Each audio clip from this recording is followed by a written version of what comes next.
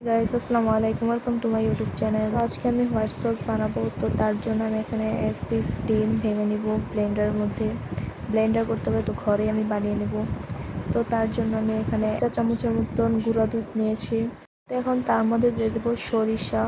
দেখতেই পাচ্ছেন কতগুলো সরিষা নিয়েছি। সেগুলো আমি কিছুক্ষণের জন্য ভিজিয়ে রাখছিলাম, তো সেই সরিষাগুলো দিয়ে দিলাম।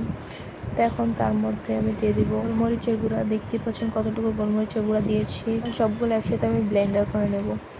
তো ব্লেন্ডার করা হয়ে গেছে, দেখতেই পাচ্ছেন কীরকম হয়েছে। তো তার মধ্যে এখন আমি রসুন কুচি দিয়ে দেব পরিমাণ মতো চিনি। এখন দিয়ে দিব পরিমাণ মতো তেলটা আমি একটু একটু করে দিব যতক্ষণ না ঘন না হয়। তো এখন আরেকটু তেল দিয়ে আবার ব্লেন্ডার করে নিব। ব্লেন্ডার করা হয়ে গেছে। তো তার মধ্যে আমি লবণ দিতে ভুলে গেছি। তো তার মধ্যে এখন পরিমাণ মতো লবণ দিয়ে দেবো ভিনেগার। আপনারা লেবুও দিতে পারেন। তো আমি এখানে ভিনেগার দিচ্ছি।